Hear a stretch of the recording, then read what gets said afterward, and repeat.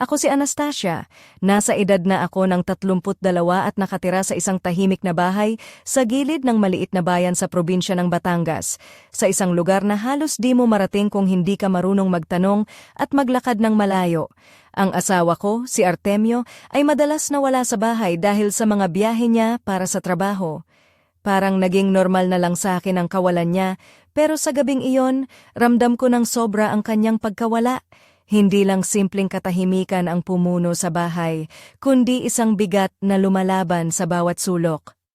Habang umiikot ang radyo sa sala, ang mga tugtog ay parang mga multo na dumadaloy sa hangin, hindi kayang tabunan ang ingay ng mga iniisip ko. Nag-init lang ako ng ulam kahapon para sa hapunan, may kasamang baso ng alak na hindi ko na matandaan kung kailan ko huling ininom. Si Timoteo, ang aking golden retriever, ang tanging buhay na nilalang sa bahay na iyon. Nakahiga siya sa tabi ko at habang hinihipan ko ang kanyang malambot na balahibo, ang kanyang mahinahong paghingalang ang tila tunay na tunog sa madilim na paligid. Ngayon tayo lang tayo, Tim, bulong ko sa kanya habang tinitigan ang kanyang malalalim na mga mata na parang may mga sikreto. Sumagot siya sa isang mahinang buntong hininga at mahinang pagwagayway ng buntot. Minsan ko ngang iniisip, hindi lang siya aso, kundi ang tagapangalaga ng lahat ng mga lihim at takot ko. Sa mga oras na iyon, sinasabi ko sa kanya ang mga bagay na hindi ko kayang sabihin kay Artemio, na parang unti-unting nawawala ang pagkakaintindihan namin, na parang nagiging estranghero na lang kami sa iisang bubong. Alam mo, Tim, parang unti-unting pumapayat ang sinulid na nag-uugnay sa amin ng asawa ko, sabi ko habang pinapawi ang luha. Siya'y nakikinig at parang naiintindihan niya. Sumusunod siya sa bawat galaw ko, nagpapahinga kung saan ako dumidikit at naguhugas ng mga lungkot ko. Pagdating ng gabi, lalo pang lumalim ang bigat ng puso ko. Kumot ako sa sofa, sinusubukang itaboy ang takot na tila dumidikit sa dibdib. Si Timoteo ay nakahiga sa banig, kumikislap ang balahibo niya sa liwanag ng lampara. Hinaplos ko siya ng paulit-ulit, isang simpleng kilos na nagbigay ng kakaibang ginhawa.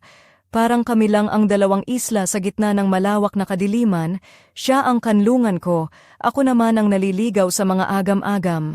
Ngunit biglang tumayo si Tim, ang ulo niya'y matalim ang pag-angat, parang nakaramdam ng panganib. Tumigil ang mundo, ang hangin sa silid parang tumigok. Ano yon?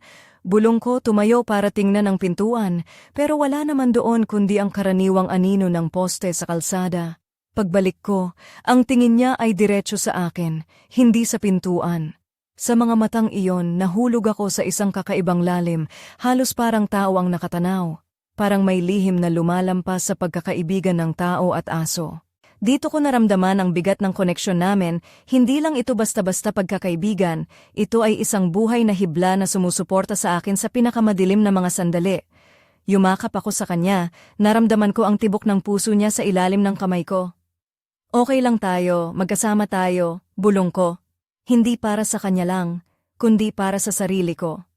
Sa katahimikan ng gabi, sinimulan kong sabihin ang mga bagay na matagal ko nang tinatago. Na parang nauubos na ang pagmamahal namin ni Artemio, na kami nagiging mga estranghero na natatakot na akong mawala ang sarili ko sa gitnang hinihintay. Si Timoteo ay tahimik na nakikinig, hindi nagsasabi o humuhusga. Sa gabing iyon, sa piling niya, natutunan kong maging totoo sa sarili ko. Hindi lang siya alaga, isa siyang salamin kung saan nakita ko ang sarili kong naliligaw, ngunit handang magbago. Mula noon, ang mga tingin niya ay parang mas malalim, at bawat kilos niya ay paalala ng gabing iyon, ang gabing nagbukas sa akin ng mata. Ngunit habang nag-iisip ako ng mga ito, may isang anino na biglang lumitaw sa aming pintuan. At alam kong hindi pa dito nagtatapos ang kwento. Kinabukasan, nagising ako sa banayad na pagkatok ni Timoteo sa sahig. Parang sinasabi niyang, "Tara na, gising na." Ang kanyang buntot ay palihim na kumikindat sa akin, at kahit napagod at puno ng agam-agam ang puso ko, hindi ko mapigilang ngumiti. Bumangon ako, niliguan ang sarili, at isinuksok ang paborito kong saya. Isang manipis, kulay perlas na gawa sa tela na parang balahibo ng agila na bahagyang sumasayaw sa hangin sa bawat hakbang ko. Tinadyakan ko ang mga tsinelas na gawa sa banig at nilakad namin ni Tim ang mahabang landas papuntang parke sa gilid ng bayan. Habang naglalakad kami sa tabi ng ilog sa Lian, ang hangin ay malamig at malinis, pero may bigat pa rin sa dibdib ko na parang hindi mapawi. Si Timoteo ay tumatakbo ng walang pakundangan, ang kanyang gintong balahibo ay kumikislap sa sikat ng araw. Pero sa kanyang mga mata, nahuli ko ulit ang lalim ng pag-iisip. Parang hindi siya basta-basta aso na naglalaro lang, kundi isang kasama na naghahanap rin ng sagot. Dumating kami sa ilalim ng isang matandang balete. Ang mga ugat nito ay nakayakap sa lupa na parang mga bisig ng isang higante. Umupo ako sa ilalim nito, pinapawi ang pawis sa noo habang pinagmamasdan ang mga dahon na marahang sumasayaw sa hangin. Alam mo, Tim, parang may tinatago ang buhay ko na hindi ko maintindihan, sabi ko habang hinahaplos ko ang kanyang ulo. Parang isang kwento na hindi ko pa nabubuksan. Biglang tumigil si Timoteo at tumalikod siya sa akin. Ang mga mata niya ay kinang na kinang, halos parang nagbabala. Nilapitan niya ako ng dahan-dahan at inihiga ang kanyang ulo sa aking mga tuhod. Ang init ng kanyang balahibo ay parang apoy sa malamig na gabi. Sa mga sandaling iyon, para akong naiinip sa isang pelikula na hindi ko maintindihan ang mga eksena, pero alam kong may malaki pang mangyayari. Ngunit sa gitna ng katahimikan, may mga yabag na biglang bumilis, parang mga matang sumusunod sa bawat galaw namin. Lumingon ako at nakita ang isang lalaking nakatayo sa anino ng mga puno, may nakasuot na itim na jacket na tila ba hindi bagay sa mainit na araw. Ang kanyang mga mata ay matalim, malamig, at may dalang misteryo na agad pumasok sa aking puso. Si Timoteo ay agad na tumayo, nanigas ang likod, at may dumaling mababang ungol mula sa kanyang lalamunan, parang babala. Ang lalaki ay lumapit ng dahan-dahan, hindi bumibitaw sa kanyang malamig na titig, habang ang lumilipad na mga dahon ay parang sumasabay sa hindi lang iyon. Alam ko kung ano ang nararamdaman nyo, ang boses niya ay malalim at parang bakal na nagkikiskisan. Hindi lang ito basta ugnayan ng tao at aso. Ang koneksyon ninyo ni Timoteo ay susi sa isang bagay na matagal nang nakatago, isang kapangyarihan na hindi madaling maintindihan. Tumigil ang mundo, ang bawat salita ay bumagsak sa puso ko na parang mabigat na bato. Si Tim ay lumapit sa akin, inilapit ang ulo sa aking mga hita, ang init ng kanyang presensya ang tanging sandigan sa gitna ng panibagong unos. Mag-ingat kayo, patuloy ng lalaki, may bahid ng takot sa mga mata niya. Hindi lahat ay handang tanggapin ito. May mga gustong sirain ang ugnayan ninyo para sa kanilang sariling kapakinabangan. Naramdaman ko ang lamig na dumaloy sa bawat ugat ko. Para akong nalubog sa isang dagat ng mga tanong na walang sagot. Sino ba siya? Paano niya nalaman ang tungkol sa amin? Ang tahimik kong buhay sa Batangas ay biglang naging isang palaisipan na puno ng panganib. Bago pa man ako makasagot, ang lalaki ay unti-unting naglaho sa mga anino ng mga puno. Iniwan akong nakatayo sa gitna ng parke, kasama si Timoteo na nanunuligsa sa akin ng mga matang puno ng tanong. Ang tahimik na bahay ko sa tabi ng bayan ay hindi na lang kanlungan, ito na ang simula ng isang kakaibang paglalakbay. At habang pinipisil ko ang tali ni Timoteo, naramdaman ko handang-handa na akong harapin ang anumang darating. Ngunit, ano nga ba ang lihim na dala ng lalaki at hanggang saan aabot ang ugnayan namin ni Timoteo? Hindi ko maiwasang balikan ang mga pangyayari sa parke habang nakaupo ako sa maliit kong kwarto sa may bunga Batangas. Nakasuot ako ng puting blouse na bahagyang sumasabay sa bawat hinga ko at maiksi ang itim na palda na kumikislap sa liwanag ng lampara. Sa aking mga daliri ay nakasabit ang simpleng kwintas na galing pa kay nanay, parang paalala na kahit gaano man ako maligaw, may gabay akong hindi nakikita. Si Timoteo naman, nakahiga sa tabi ng kama, ang balahibo niya ay kumikislap sa dilim, at ang kanyang mga matang kayumanggi ay tila may sariling kwento.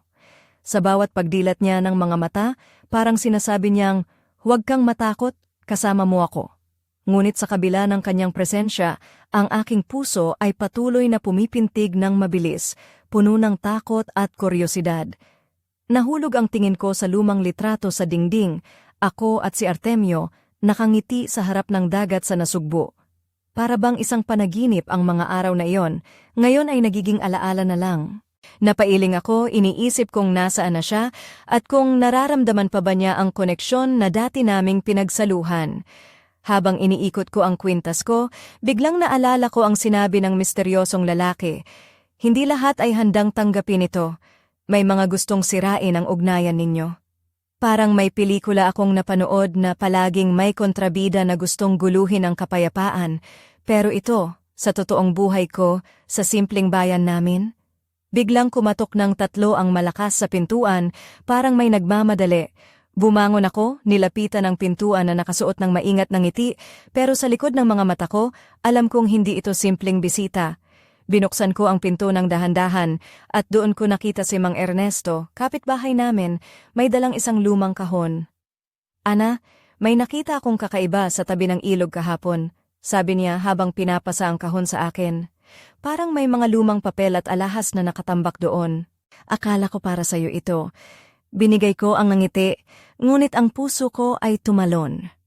Habang binubuksan ko ang kahon, nakita ko ang mga lumang sulat na nakasulat sa baybayin ng Batangas at isang maliit na medalya na may ukit ng isang puno ng balete, kapareho ng ilalim ng puno kung saan kami ni Timoteo nag-usap kagabi. Parang pelikula na ang buhay ko, biro ko sa sarili habang hawak-hawak ang medalya, na parang may init na nanggagaling mula rito. Si Tim ay lumapit, inilapit ang ulo niya sa aking kamay, parang sinasabi niyang, ito ang simula. Ngunit sa kabila ng mga ito, may isang tanong na nanatili sa akin. Sino ang may-ari ng mga sulat na ito?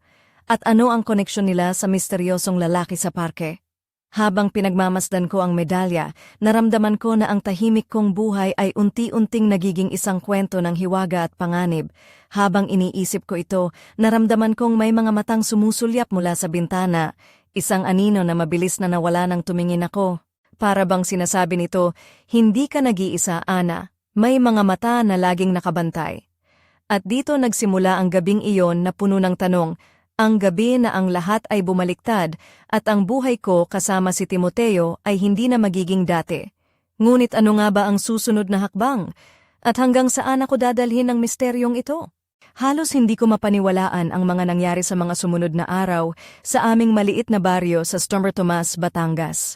Sa tuwing lumalabas ako, damang-dama ko ang mga titig ng mga tao, parang alam nila ang lihim na dinadala ko, pero tinatakpan ng mga ngiti at usapan sa palengke. Nasa akin pa rin ang medalya at mga sulat na nakuha ni Mang Ernesto at paulit-ulit kong binabasa ang mga linyang nakasulat doon na para bang mga sinaunang salita na may kakaibang kapangyarihan. Isinuot ko ang aking paboritong barotsaya na may mga burdang ginintuang bulaklak na halos sumasayaw sa bawat galaw ko. Nilagyan ko ng maliit na pulseras na gawa sa perlas, regalo ng lola ko na nagbibigay sa akin ng kakaibang lakas sa bawat haplos ng hangin. Si Timoteo naman ay palaging nasa tabi ko, ang kanyang makintab na balahibo ay parang gintong alon sa ilalim ng araw, at ang kanyang mga matang puno ng tapang ay nagsisilbing gabay sa bawat hakbang. Isang gabi, habang kami ni Timoteo ay naglalakad sa tabing ilog, biglang tumigil siya at tumingin sa isang malalim na anino sa likod ng mga puno. Ang kanyang katawan ay nanigas, at narinig ko ang mababang pagngangalit na bumuga mula sa kanyang lalamunan. Ano na naman ito, Tim? Tanong ko habang hinawakan ang kanyang leeg. Lumapit kami sa anino at sa liwanag ng buwan, nakita namin ang isang maliit na kahon na yari sa kahoy, may mga ukit ng balete sa gilid.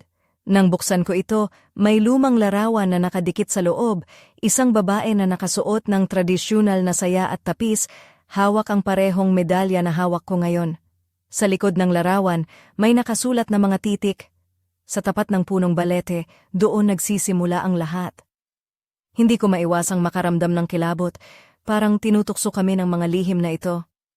Tim, ano ba talaga ang ibig sabihin ng lahat ng ito? Bulong ko sabay hawak sa kanyang ulo, pero hindi pa doon nagtatapos. Sa likod ng aming pag-uwi, may narinig akong yabag sa likod namin. Nang lumingon ako, may isang matandang babae na nakasuot ng itim na saya at may malalim na mga mata na tila ba nakikita ang lahat. Hindi lahat ng kwento ay para sa lahat, sabi niya, maging handa ka, Anastasia. Ang landas na tinahak mo ay puno ng panganib at mga lihim na matagal nang nakabaon sa lupaing ito. Siya ay mabilis na nawala sa dilim, iniwan akong nanginginig sa lamig ng gabi. Si Timoteo ay lumapit sa akin, ang kanyang mga mata ay kumikislap ng kakaibang liwanag, parang handang ipagtanggol ako hanggang sa huling sandali. Sa gabing iyon, habang nakahiga ako sa kama, naisip ko, hindi na ito basta-basta buhay sa probinsya. Parang isang pelikula na may mga tauhang hindi mo inaasahan, mga kwentong nagiging buhay. Ngunit sa kabila ng lahat, may isang tanong na patuloy na bumabalot sa aking isipan. Sino nga ba ang matandang babae? At ano ang ibig sabihin ng babala niya? Habang pinipisil ko ang kamay ni Timoteo, naramdaman ko ang pagigting sa paligid, isang simula ng isang laban na hindi ko pa lubos na nauunawaan. Ngunit isang bagay ang malinaw, ang buhay ko ay hindi na magiging dati. At sa likod ng bawat lihim, may isang kapangyarihan na naghihintay na magising. Habang lumalalim ang gabi sa bayan ng Lipa, hindi ko maiwasang balik-balikan ang mga nangyari sa mga nakaraang araw. Nakaupo ako sa balkonahe ng aming bahay, nakasuot ng malambot na blusa na bahagyang bumabalot sa aking balikat at maiksing palda na nagpapakita ng bahagyang balat ng hita, isang simpleng kasuotan na nagpapalambot sa aking anyo sa dilim ng gabi. Sa aking leeg ay nakasabit ang kwintas ni nanay na tila nagbibigay ng lakas sa bawat hininga ko. Sa tabi ko ay si Timoteo, nakahiga sa sahig, ang kanyang mga matang kayumanggi ay nakatingin sa akin na puno ng pag-unawa. Ang medalya at mga sulat ay nakalapag sa mesa, ngunit ang mga ito ay tila naglalaman ng mga tanong na hindi ko pa masagot. Paano ba talaga nauugnay si Timoteo sa mga ito? At ano ang misteryong bumabalot sa amin? Tumunog ang telepono at ang pangalan ni Artemio ang lumabas sa screen. Hindi ko na siya nakikita ng matagal at ang boses niya ay nagdala ng kakaibang init at lungkot sabay. Ana, kumusta ka na? Miss na kita. Sabi niya, ngunit may bahid ng pag-aalala sa kanyang tinig. Napangiti ako, ngunit may kirot na sumilay sa puso ko. Miss din kita, pero marami ang nangyayari dito. Hindi ko alam kung paano ipaliwanag. Tila ba may gustong sabihin si Artemio, ngunit naputol ang linya nang biglang tumunog ang pinto. Si Timoteo ay agad tumayo, ang katawan niya'y nanigas, at ang kanyang mga mata ay nanlilimahid sa dilim. Bumukas ako ng pintuan at doon ko nakita ang isang lalaking nakasuot ng barong Tagalog na may hawak na envelope na may selyo ng isang matandang simbolo, ang punong balete. Ako si Mang Lino, tagalahi ng mga tagapangalaga ng lihim sa Batangas, sabi niya na may mabigat na tinig. Ang mga sulat at medalya ay simula lamang, Ana. May tungkulin kang dapat gampanan at si Timoteo ay higit pa sa isang alaga. Habang pinipisil ko ang tali ni Timoteo, naramdaman ko ang bigat ng mga salitang iyon. Ano ang ibig sabihin nito? Anong tungkulin? Hindi lahat ay handang makinig, ngunit kailangan mong malaman na ang ugnayan ninyo ni Tim ay isang tulay, isang daan patungo sa mga kapangyarihang matagal nang nakatago sa ilalim ng lupaing ito, paliwanag ni Mang Lino. At may mga puwersa ring gustong sirain ito. Sa sandaling iyon, naramdaman ko ang isang malamig na hangin na dumaan sa amin at ang mga anino sa paligid ay parang lumalim pa ng bahagya. Si Timoteo ay nanigas, handang ipagtanggol ako kahit ano pa ang mangyari. Sinimulan ni Mang Lino na ipaliwanag ang kwento ng mga sinaunang tagapangalaga ng lihim sa Batangas at kung paano ang bawat henerasyon ay nagdadala ng tungkulin upang protektahan ang kapangyarihan na nakabaon sa lupa. Ngunit bago pa man matapos ang kanyang kwento, may narinig kaming malalayong yabag na dumarating, parang mga paa ng maraming tao at ang hangin ay puno ng pangamba. Tumingin kami ni Timoteo sa dilim, alam naming hindi na kami nag-iisa. Ang laban ay nagsisimula na at ang susunod na hakbang ay magdadala sa amin sa gitna ng isang kwento na mas malaki kaysa sa aming inaakala. At habang nakatitig ako sa medalya na nakasabit sa leeg ko, naramdaman ko na ang bawat hakbang ay may kasamang panganib, pero handa kong harapin ito, kasama si Timoteo, ang aking tapat na kaalyado. Muling bumabalot ang dilim sa aming bahay sa San Juan, Batangas ng gabing iyon. Nakaupo ako sa sulok ng sala, ang puting saya ko na may burdang rosas ay bahagyang naglalaro sa liwanag ng kandila. Sa aking mga kamay ay hawak ko ang medalya, ang malamig nitong bakal ay tila may sariling buhay, umiinit sa bawat dampi ng aking mga daliri. Nakasuot ako ng simpleng kwintas na gawa sa perlas, isang alaala mula kay Lola, habang si Timoteo ay nakahiga sa tabi ko, ang kanyang gintong balahibo ay kumikislap sa liwanag ng apoy. Hindi ko maiwasang balikan ang mga sinabi ni Mang Lino. Ang ugnayan namin ni Tim ay hindi pangkaraniwan. Ito ay isang tulay sa mga kapangyarihan na nakabaon sa aming bayan. Ngunit paano ko haharapin ang mga puwersang gustong sirain ito? At sino ba sila? Biglang tumunog ang pintuan. Tumayo ako, pinisil ang kamay ni Timoteo at dahan-dahang nilapitan ang pinto. Nang buksan ko, nakita ko si Aling Nena, ang aming kapitbahay na kilala sa pagiging tsismosa pero may malambing na puso. Nakasuot siya ng kulay asul na saya at puting blusa, may hawak na isang mangkok ng sinigang na baboy. Anak, narinig ko ang tungkol sa mga nangyayari sa inyo, sabi niya habang pinapasa ang mangkok. Alam kong mahirap, pero huwag kang mawalan ng pag-asa, laban lang tayo. Ngumiti ako at habang tinatanggap ang pagkain, naisip ko, parang pelikula ang buhay ko, pero sa halip na romance, thrillers ang laman. Salamat, Nena, kailangan ko talaga ng lakas ngayon. Pagkatapos niyang umalis, bumalik ako sa sofa at si Timoteo ay lumapit, inilapit ang kanyang ulo sa aking mga tuhod.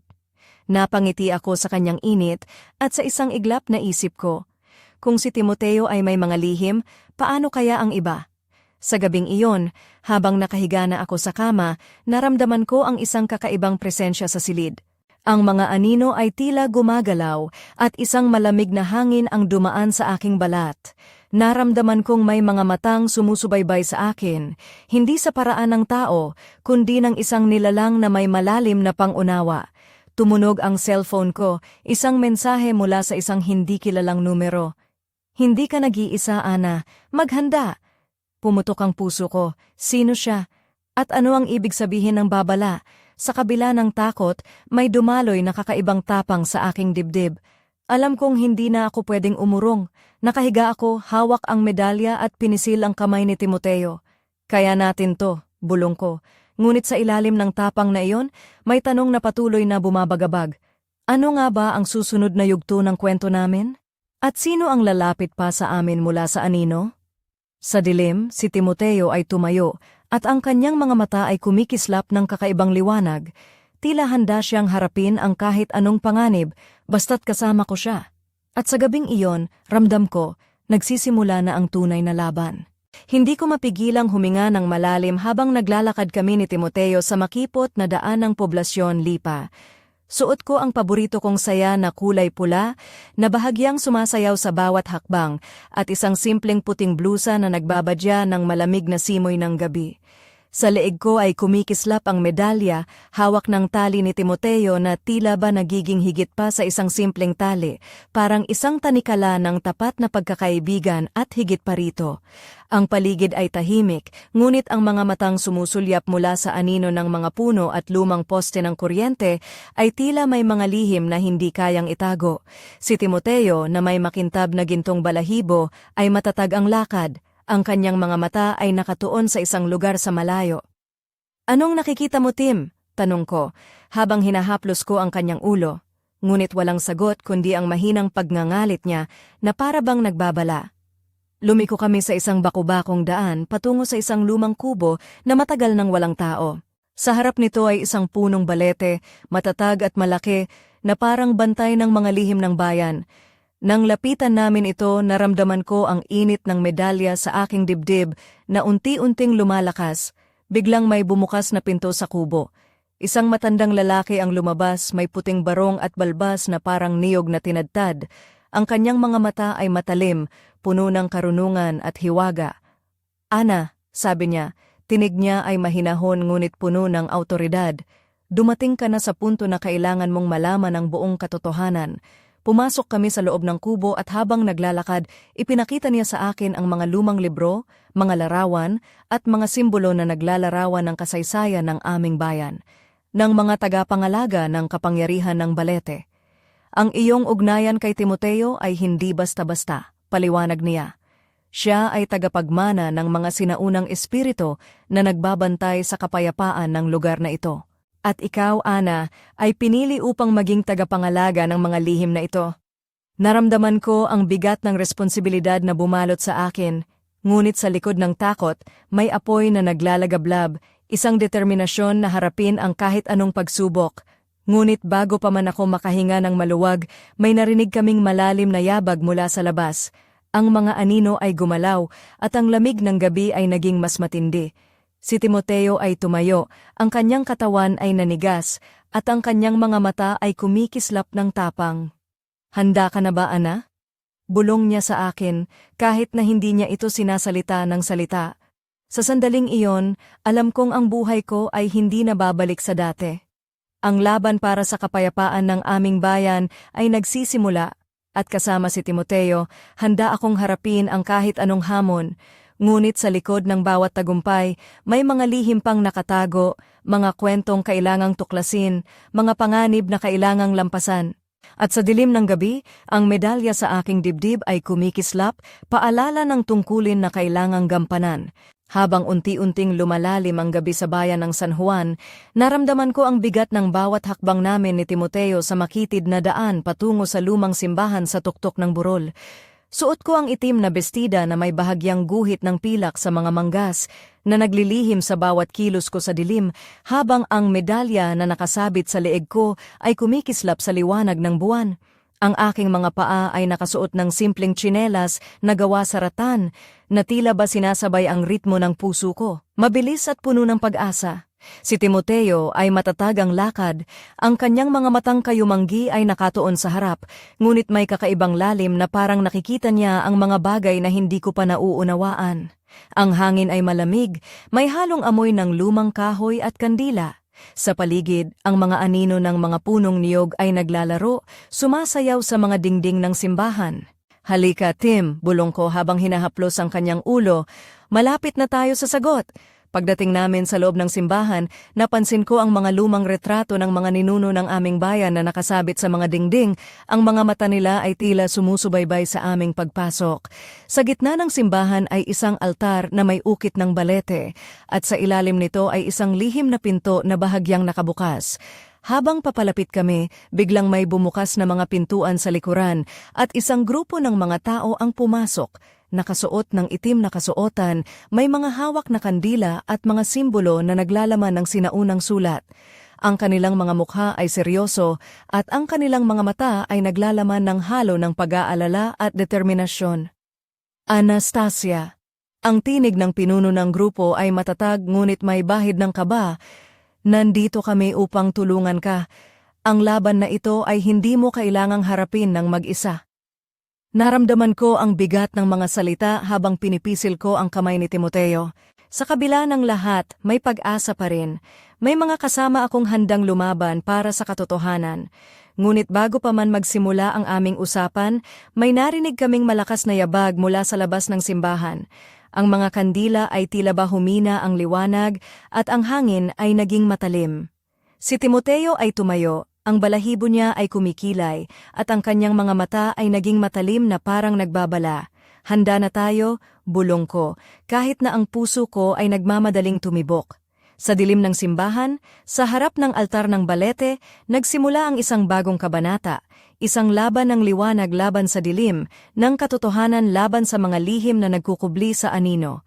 At habang ang medalya ay kumikislap sa aking dibdib, naramdaman ko na ang bawat sandali ay mahalaga, dahil sa likod ng bawat tagumpay ay may mga bagong pagsubok na kailangang harapin. Ngunit kasama si Timoteo, hindi ako nag-iisa sa laban na ito. Hindi ko malilimutan ang gabing iyon sa bayan ng San Juan. Nakasuot ako ng mahaba at makintab na itim na damit na may bahid ng pulang burda sa gilid na bahagyang sumasayaw sa bawat galaw ko sa dilim ng simbahan. Sa aking leeg ay kumikislap ang medalya na tila ba naglalaman ng lihim na naghihintay na mabunyag. Si Timoteo na nakatayo sa tabi ko ay tila isang makapangyarihang nilalang. Ang kanyang mga mata ay naglalagablab ng tapang at proteksyon. Habang pinagmamasdan ko ang grupo ng mga tao na nakasuot ng itim, naramdaman ko ang bigat ng responsibilidad na bumalot sa akin. Ang mga salita nila ay puno ng pag-asa, ngunit may halong pangamba. Sa gitna ng kwento, biglang sumiklab ang isang malakas na hangin na nagpaindak ng mga kandila at ang mga anino ay naging mas matalim, parang naglalabanan ang liwanag at dilim. Sa isang iglap, may isang lalaki na lumabas mula sa madilim na sulok ng simbahan. Nakasuot siya ng maitim na kapa at ang kanyang mga mata ay nagliliyab ng isang kakaibang ningning. Hindi niyo naiintindihan ang kapangyarihan na inyong nilalaro. Ang kanyang tinig ay malamig at puno ng pang-aalipusta. Ang ugnayan ni Anastasia at Timoteo ay hindi para masira, kundi para gamitin. Ang hangin ay napuno ng tensyon. Si Timoteo ay tumayo. Ang kanyang katawan ay nanigas, at mula sa kanyang dibdib ay lumabas ang isang mababang ugong, isang babala na hindi dapat baliwalain. Hindi kami natatakot, sagot ko ng may tapang, at hindi kami magpapahintulot na abusuhin ang kapangyarihan na ito. Biglang nagningas ang apoy sa altar, at ang mga tao sa simbahan ay nagsimulang magdasal, umaawit ng mga sinaunang himig na puno ng lakas. Sa gitna ng lahat, naramdaman ko ang medalya sa aking dibdib na umiinit, parang isang puso na naglalaban sa dilim. Ang lalaki ay umatras, ngunit hindi siya naglaho. Ito pa lamang ang simula, Anastasia, babala niya. Marami pang darating na pagsubok at hindi lahat ay magtatapos ng masaya. Nakatitig ako sa kanyang mga mata, alam kong totoo ang sinabi niya. Ngunit sa kabila ng lahat, naramdaman ko ang lakas na dumadaloy mula kay Timoteo, isang kapangyarihan ng pagkakaibigan, katapangan at pag-asa. Habang naglalakad kami palabas ng simbahan, niyakap ko si Timoteo ng mahigpit. Kaya natin to, kasama kita, bulong ko sa kanya. Ngunit sa likod ng mga anino, may mga matang patuloy na sumusubaybay, mga matang naghihintay ng tamang pagkakataon upang muling umatake. At sa puso ko, alam kong ang kwento namin ay hindi patapos. Ang medalya ay patuloy na kumikislap, isang paalala na sa bawat pagtatapos ay may panibagong simula. Sa pagsikat ng araw sa bayan ng San Juan, nakaupo ako sa gilid ng bintana ng aming bahay, nakasuot ng malambot na damit na kulay perlas na bahagyang humahaplos sa aking balat. Ang medalya na nakakabit sa kwintas ko ay kumikislap ng banayad sa sikat ng araw, tila ba may sariling buhay na nag-aanyaya ng mga bagong kwento. Si Timoteo ay nakahiga sa aking mga paa, ang kanyang gintong balahibo ay kumikislap sa liwanag, at ang mga matang kayumanggi niya ay puno ng tapang at katapatan. Habang pinagmamasdan ko ang mga ibon na nagliliparan sa labas, naramdaman ko ang bigat ng mga nagdaang pangyayari, mga lihim, mga babala, at mga laban na hindi ko inaasahan. Ngunit sa kabila ng lahat, may isang bagay na malinaw. Hindi ako nag-iisa. Biglang may kumatok sa pintuan. Nilapitan ko ito ng dahan-dahan, at nang buksan, nakita ko si Artemio, ang asawa ko, nakasuot ng simpleng barong na bahagyang basang-basa sa ulan. Sa kanyang mga mata ay may halo ng pangungulila at pag-aalala. Ana, kailangan nating pag-usapan, sabi niya nang may pag-aalangan. Marami akong nalaman tungkol sa mga nangyayari sa iyo at kay Timoteo. Hindi ito basta-basta. Napailing ako, ngunit naramdaman ko ang init ng kanyang mga kamay nang palapitin niya ang sarili ko. Hindi ko alam kung paano ito sisimulan, bulong ko, pero kailangan nating harapin ito, magkasama. Si Timoteo ay tumayo. Inilapit ang ulo sa gitna namin, parang sinasabi na, kami ang koponan. Sa sandaling iyon, naramdaman ko ang isang bagong simula, isang bukas na puno ng mga pangako at mga misteryo. Ngunit bago pa man kami maglakbay sa bagong kabanata, may isang lihim na patuloy na bumabalot sa akin. Sino ba talaga ang tunay na nagbabantay sa kapangyarihan ng medalya at hanggang saan aabot ang ugnayan namin ni Timoteo?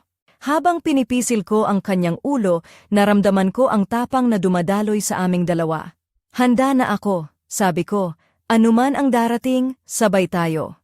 At sa ilalim ng liwanag ng araw, nagsimula ang bagong yugto ng aming kwento, isang kwento ng tapang, pagmamahal, at mga hiwagang magpapatuloy sa pag-ikot, naghihintay na mabuksan ang susunod na pinto. Ngunit sa malayong sulok ng bayan, may mga matang lihim na nananatili sa dilim, nagbabantay at naghihintay ng tamang pagkakataon. At sa puso ng medalya, may lihim pa ring nakatago, isang misteryo na magpapabago sa lahat ng aming alam. Ito pa lamang ang simula,